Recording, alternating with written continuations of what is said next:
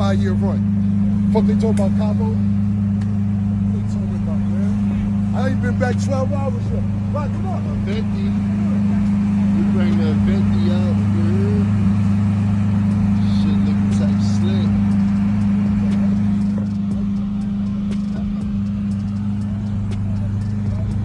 I don't know, Black. They both good, but they no good. They stay in the house. Them the house phone. That's the iPhone. That's a real iPhone 4. Cabo, what's up? What they talking about? I like the hat. Chunky on the chest, no homo. Real chunky, man. I will get a couple. Mase taught me how to rap, and Cam always made sure I was on every single album he had. He was like, boy, once you figure out how to rap, the same way you act in these streets, it's gonna work for you. Just keep going. And that's all so I always gotta give credit to where credit is due and shit like that. It would be no Jim Jones. This shit ain't no game. They can't play with me too much. I give them the floor to do that because that serves me no purpose. I got too much to worry about, too much to do. What was your reaction when Camron brought up all these old stories and everything about you? I laugh, man. I got this thing, man. People laugh at the lies, but the truth always hurt. You know, lies are more entertaining. You heard? You get to laugh, you get to joke, but the truth is a serious thing, no matter how you look at it. The truth is what the truth is. Every nigga that put hands on you or you get to altercation, you cool with him. You tried to chase French Montana out the game, that ain't work out. Y'all got cool. So cool that you go to his video shoot, pardon me, not his video shoot, his movie. You're sitting in the crowd watching the premiere and they dissing you in the movie. You in the movie getting dissed, and you gotta eat it, just sitting in the crowd. Nah, they dissing you in the movie that you went to go see, bro. Every nigga that do something to put pressure on you, you sit there and work it out. But when they got a little genuine heart for you and all that, cool, that's the pattern. If they don't put hands on you, then you can keep going on and on and on. But the niggas who do this, you cool with, and then the niggas who try to handle it sophisticatedly, you keep going on and on like niggas give a f about all that shit, bro. So don't care about none of that shit, man. Don't care a little bit, man. What I'll finish with is this, man. I'm never here to downplay your character. As much as you try to degrade my character for years and push me under the bus and say, I ain't start this and I ain't do that, and you started Pink and you made the Diplomats, which is just... Do you ever hear me talk about when you ran on me when BMF pulled up? When you ran in the hotel, they chased you to the beach. They chased you to the beach, you was in the sand. You was getting wet from the water, from the ocean. I don't pump that. I don't pump all that shit because I ain't trying to degrade your character. You know why? Because the revolution was televised. That's why I'm here. That's why God work like that. That's why me and Murder is here. The revolution was televised. Because you talking. This situation ain't just about old stories popping back up. It's about how truth and entertainment don't hit the same anymore.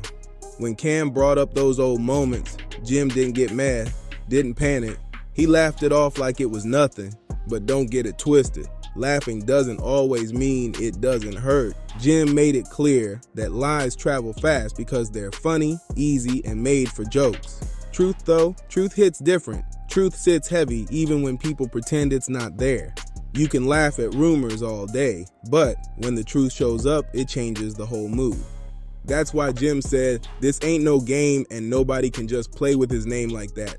He gave Cam the floor to talk, not because he had to, but because responding to everything serves no purpose when you got real moves to make. This wasn't anger. This was confidence talking. And once those stories hit the internet again, everything shifted fast. I was at Jim album release party, and everybody was over there with Jim, and Cam is standing over here with like 3 or 4 people just looking on and couldn't believe that Jim is the guy. There's no Dipset without Jim. Jim is the gangbanger of the crew. Cam is not a blood. I don't even know if Jewels was. I doubt Freaky was, right? But the set, it comes from the gang shit, right? All the gang all ran under Jim. Right. All of the muscle was Jim. That wasn't Cam. You know what I'm saying? Cam was like the Jay-Z. Cam was the artist. Jim and Cam were partners, so to speak. But Jim took the role of being the underboss, the muscle, to make sure that Cam could function and move around and not have a bad reputation or you be getting robbed and all this other stuff. So Jim put he stood front line for anything in regards to Cam, and then he put Dipset in front of Cam. The wedge that became between Cam and Jim is Jim's success. Cam always looked at him as being the star, Jim being Capo. You know what I'm saying? Right. But it's kind of like Sammy the Bull becoming John Gotti. You know what I'm saying? Gotti's probably gonna feel a little way if Sammy becomes the main man. You know what I'm saying? And in that situation, that's what it is. Jim started to grow as an artist.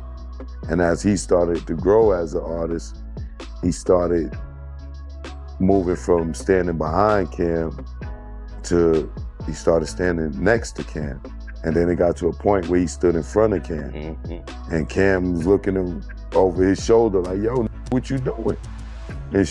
And then that built the animosity. And by the time Ballin' hit, Cam had a gang of animosity and internal hatred. And I know, because I seen it, I was there. I felt like he was a fucking hater because like, I felt like he was supposed to be happy for Jim. He was under the wing. Jim was the muscle. You get what I'm saying? Jim he's Cam's partner. But he's taking a step back to play the muscle. This is where the story starts getting real tricky, because once the words "Mase taught you how to rap" hit the air, everything shifted fast. The claim wasn't just about music, it was about credit, origin, and who really put who on. Jim made it clear that Mase showed him technique, structure, and discipline, while Cam pushed him to be himself, not a copy. Cam's advice was simple but powerful. Rap the same way you move in real life, and it will click. That wasn't about control, that was mentorship. Jim always said he gives credit where it's due, but that doesn't mean people get to rewrite the whole story. That's why this hit a nerve. Teaching someone skills doesn't mean you own their rise. And once that line got crossed, this stopped being friendly history and turned into a battle over legacy. Cam and Jim history go back before me. You understand what I'm saying? When I met Cam and Jim, they were super close. So I honestly don't really know Jim being from the Bronx and all that. You know what I'm saying? When I met them, they was in 5H, which is, you know what I'm saying, Jim's apartment, and that's, like, I guess that time was after all the stuff Cam had said already with the Children of the Corn and Jim, whatever he said, you know what I'm saying? So, like I said, when I got there, Cam and Jim was like this, super tight. Mase wasn't even in the picture. I don't know Mase like that. You know what I'm saying? Every time I seen Mase, it's been a mutual, you know what I'm saying, respect there. So, that's what that's been as far as me and Mase. You know what I'm saying? As far as, when I met Cam and Jim, they were already Trump tight and locked in. You understand what I'm saying?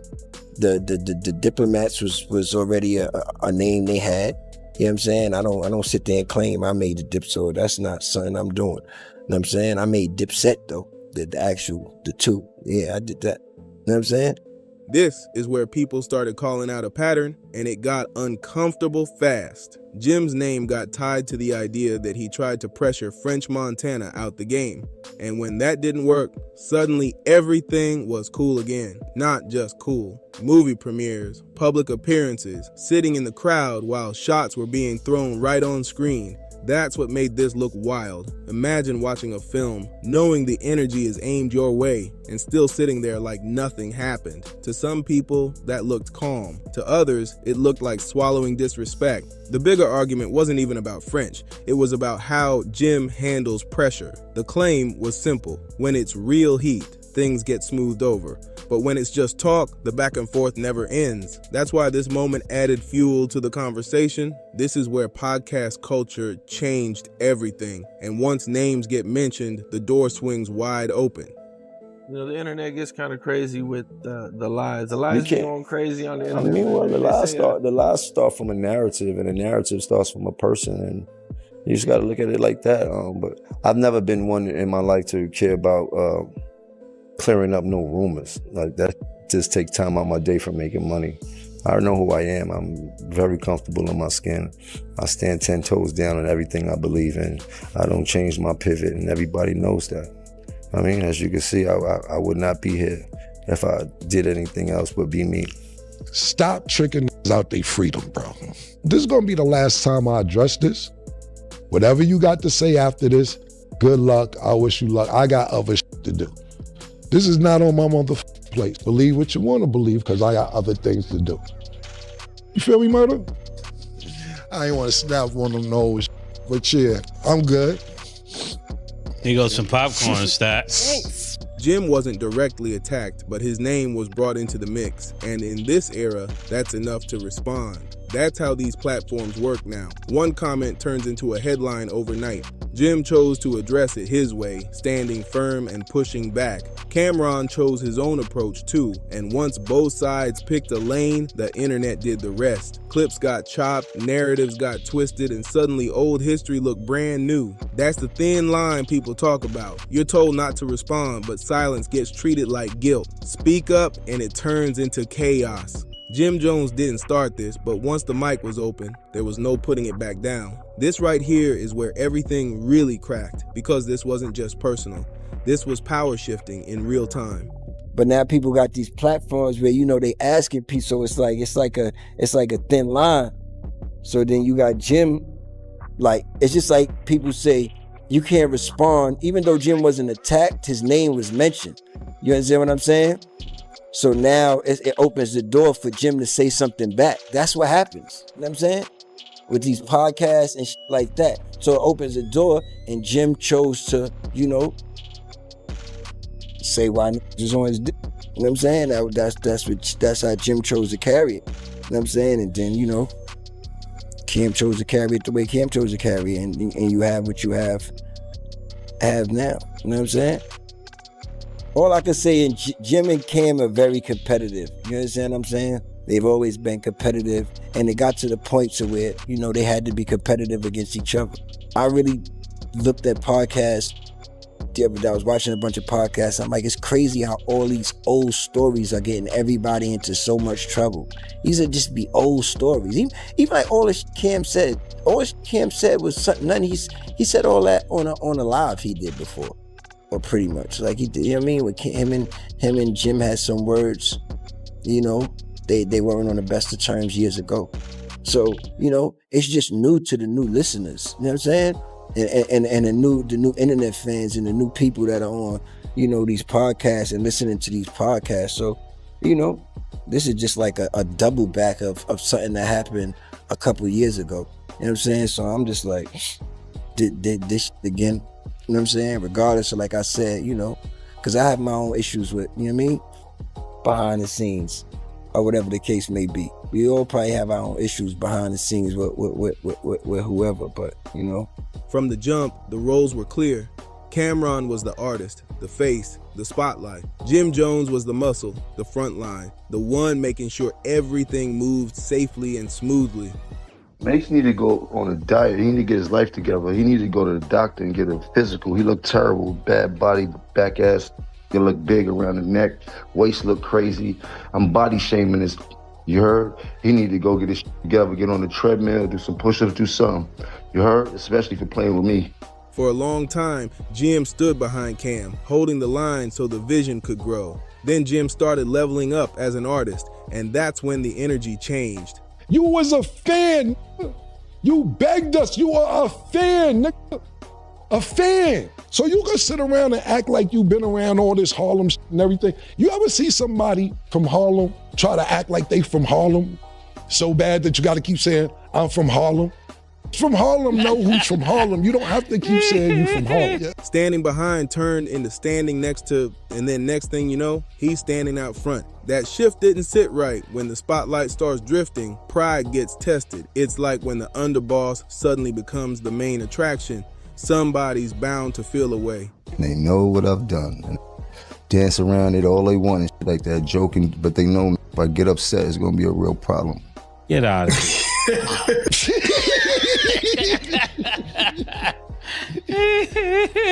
Yeah, listen, man. Listen. You were fanned out and you begged niggas to come to your house after you heard all these mixtapes. That's how you got in. Mase actually taught you how to rap. Literally. He taught you how to rap. Mase taught me how to rap. You say it. We taught you how to rap. How you ran the whole organization. How you made Diplomats. Yeah, you ain't make none of this stuff. You was a fan. That's how you got down originally. Period. I heard the new shit you did. Yo, you want to come through? Come through. Why? Why are we going to Jomo's house? So yeah, I would bring some business over there sometime. A little back maybe. That tension didn't come from hate overnight. It came from growth colliding with ego. And once Ballin' hit, the balance was already off. This is the part people don't like hearing because the internet runs off stories, not facts. Jim made it clear that lies don't just appear. They start with a narrative, and narratives start with a person. Once that story hits the timeline, it grows legs and runs wild. I was the CEO of Diplomats. I made Diplomats with him. I was with him for every bit of his journey. I held him down. I took that position of holding him down. You are a guardian angel and designer. What the f is you talking about, man? You are not from Harlem. Why do you keep thinking that you are from Harlem, bro? You are not from Harlem. I did not grow up with you, man. Do you remember how we met? Pause. So not met, how you got cool with us? Basically, you heard our freestyles. And you came up to me one day when I was chilling in front of the house. You said, yo, man, I heard the freestyles. Y'all killing shit. More freestyles come out. Y'all heard the new shit you did. Children of the Corn, 12-minute freestyle. Mase, Camron, Cardan, DJ Clue. Google Bloodshed and Camron, Children of the Corn, freestyle. Are you at any of these places? No, you was not there, man. You wasn't there. But here's the difference. Jim never felt the need to stop his life to clean up rumors. He said he knows who he is, stands firm on what he believes, and doesn't pivot for public opinion. While people online debate history, he's focused on making money and moving forward. That's why he laughs instead of reacting. Entertaining lies get clicks, but the truth doesn't need promotion. When you're comfortable in your skin, you don't chase every comment or headline. And that's what frustrated people the most. Silence gets mistaken for weakness, when really it's someone refusing to play internet games. This is where the tone completely changed because you could hear the line getting drawn. Jim made it clear this was the last time he was even speaking on this situation. Not out of fear, not out of pressure, but because he's got bigger things to handle. He pointed out that this whole mess feels louder now only because it's hitting new audiences. These stories aren't new. They just sound new to people who weren't around back then. Podcasts turned old history into fresh drama, and suddenly everyone's acting shocked. Jim also made it clear that competition between him and Camron was always there. That competitiveness never disappeared. It just shifted directions.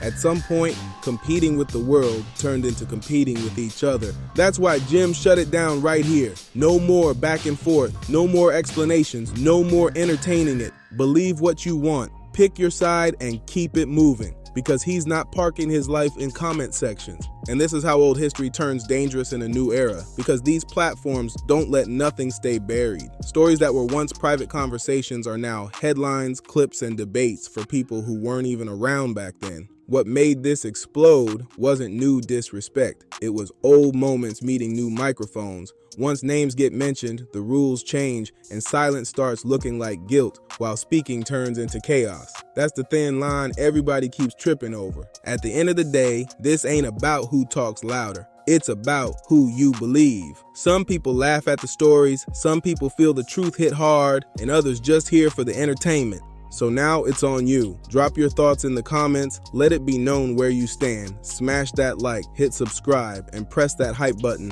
so this video keeps moving. The streets are watching, the internet is loud, and this story clearly ain't done yet.